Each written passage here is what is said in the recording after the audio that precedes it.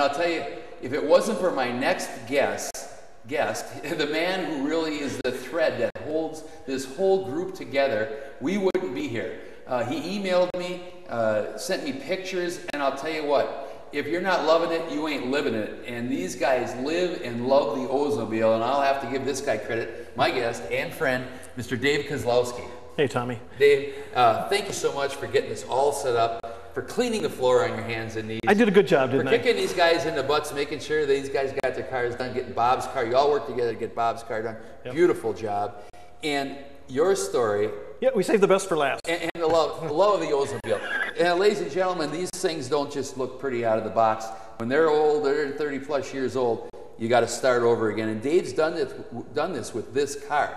But before we start, let's take a walk over to the picture board here. Yeah. We'll look at your car, some of Greg's old cars, and your whole story of why you fell in love with the Oldsmobile. Why don't you get over here and kind of... Sure. Well, I mean, my Oldsmobile started in high school. I actually met Bob in high school. We were good friends, and you know, I was destined to be a Chevy guy, like a lot of those guys out there, unfortunately. And no, that's okay. But anyway, he was bragging up about his brother-in-law's Oldsmobiles. And he took me for a ride over there one night, and you saw the blue W30. Yes. That was magic, man. When I saw that car, that was it. I was hooked, and it's been nonstop ever since. What color is that blue? Viking blue. Viking blue. It's the prettiest blue. It's very pretty blue. Yep. Is that the same color this Same color as this one okay. here. Yep. Okay. Go on. I'm sorry to interrupt. But you know, that's the love affair started basically meeting those guys back in the early 80s, no, actually late 70s, early 80s, you know. We all became good friends. We met Greg, happened to see his car just parked somewhere and got to know Greg. And so we just say we've been good friends for over 30 years. And yeah, I moved to Arizona in the early 80s and kept, you know, conversations with these guys out by phone, and we managed to keep this all going. The love affair for Oldsmobiles together. And is this not your first car that started the love affair? This actually your was first date. My first date. Pretty close. Right here. Yeah, close. I actually dated my now wife in that vehicle, of course. And yeah, I bought that car locally in Neenah, owned by an older gentleman who bought it brand new off the dealership floor at Hesser Olds in Neenah. And I was 15, almost 16 at the time, and I stuck a note on the car and asked him, "You ever be interested in selling this car?" And possibly, I'll call you. And sure enough, 7 years later, lo and behold, I'm ready to move to Arizona. I don't have a dime in my wallet. He wants to sell this car, and I wanted it so bad. So my in-laws came up with the cash, gave it to us, and we were able to purchase the vehicle. And my wife, Heather, girlfriend at the time, drove it for about a half a year or so until we got married, and then we drove it out to Arizona. Right. I also owned, at the time, this 7442 convertible. And when it came time to, I want to restore something nice. I want to do a knock-dead car. Right. We decided to do the Rally only because of its rarity. There was only 3,500 of those made totally. The Rally, yep. The yellow one. Correct. So we did a complete frame-off restoration on it. We enjoyed the car for about 3 years. And peer pressure from my restoration buddies out there, hey, it's an older restoration. You'll build another one, Dave. You know, come on, sell it. So we took it to Barrett Jackson. Didn't sell. Barrett Jackson, the Barrett Jackson, Arizona. 1997. Yep. Okay. Car did not sell over the block. It only went up to 16.5. And we're talking 10 years ago. Yes. Last year would have been a whole different story, no question about it. But at any rate, a gentleman had been, watching me the whole week with the car there and said, "I'm going to own this car." Well, at the end of the auction, he did. He made me an offer I couldn't refuse at the time. Right. Am I kicking myself now? Yes, oh, of yes, course. I am. Hindsight's 20/20, Dave. It's the one that got away, you know. Right. And here we are 10 years later, and behind you is what I am down to at this point. Okay, now when you bought this was a daily driver also. This was a daily driver. I found this car. It was in the local paper in Phoenix, and it was a second owner car. It had 43,000 original miles on it when I bought it. Wow. I bought it in 1996, and drove it daily for a good 4 years because we moved back to Wisconsin in 2000. Right. At that point, I quit driving it, and it sat here for a while and decided to do a restoration on this.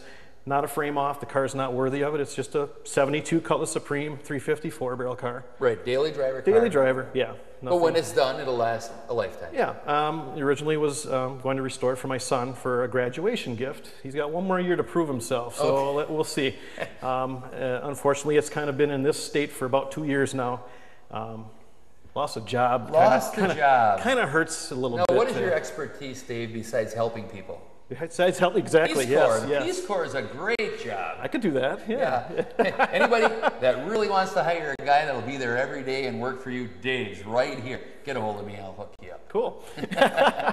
So anyway, Greg has been gracious enough to let me keep it here while it's in its infancy. Yeah, exactly. I think of big words sometimes like that, just like that. I can't spell them, but I can think of them. Yeah. So yeah, and in the meantime, I've been helping the guys with their cars. Right. You know, I help Greg's with his, getting clean for shows. We go to shows together. Right. Now that Bob's is done, we can get it out more often. So. Are there Oldsmobile clubs? No doubt. For two clubs, Cutlass clubs, all in one. Do you guys belong to them? Definitely. There is a Wisconsin chapter of the Oldsmobile Club of America. Okay. And certainly, hopefully, Daryl can do something for us to promote that. That would be be great. We can show the they have a website. And certainly, yes. It'll be right here. See, it's going to make a bump here and a bump here. Okay. See,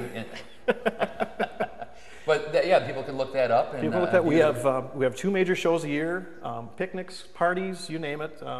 You know, fun things to get together so and you guys do. Remember that? Who's the president of this area? Or Bob. Okay, Bob. Yeah, he can spell that backwards a bit. Bob. Sure. Yeah, Bob's out of the Milwaukee area. Now you have to be an Oldsmobile member or Oldsmobile owner to show up for these. I think really, if you just have a love for Oldsmobiles, is really all it needs, you know, right. to become a club member. Excellent. Well, you guys have a love affair of this. You can see the passion for this Monarch car, and it's kind of neat. Were these cars susceptible to rust in certain areas more than others? Yes. Chevys, Camaros were more susceptible to the windshield. Some, you know, everyone had every car had their place. And I always thought because of the rear kickback, it held stuff in the rear quarter and fender. That's an area, it seems like the worst is these guys. Yeah, and all of them did that. All of them did that. It all held it in. The Cutlass in the front fender, which we can't show you right now, but yeah, lower the front fender seems to be a problem area.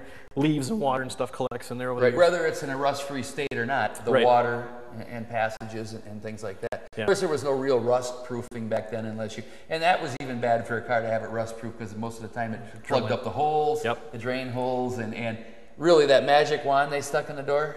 Yeah. You've seen door panels taken off and you just see a pinstripe line. Yes. So it was really the applicator who would make it good. Yeah, good thing with this car was rust-free.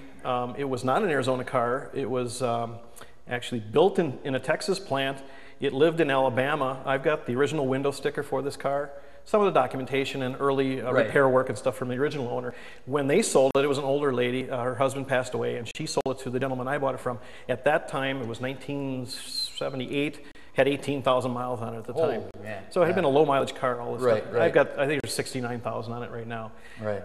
But yeah, rust-free car. So it stayed in the southern belt all that time and ended up in Arizona. So. Well, this is just incredible. Just incredible. It will be someday. Yeah, it will. Why don't we gather all of us Olds guys together? Right now, I want to thank all of you for showing up today. This is what 4 old guys look like. Okay? And as Daryl turns his camera, he's going to show you Fred. That's Greg's dad, who's been so patiently helping us out today. You can wave, Fred. He actually started the love of the Oldsmobile, who got Greg into it. So thanks, Fred, for showing up and for helping everyone keep the peace here. and I want to thank you guys again, Greg. Beautiful place. I want to thank Dave for giving me a call. All of you guys for showing up. I think this is a great show. And we're going to catch you next time on Wheels. How about Wowzers? Yes. See ya later. Get out of here.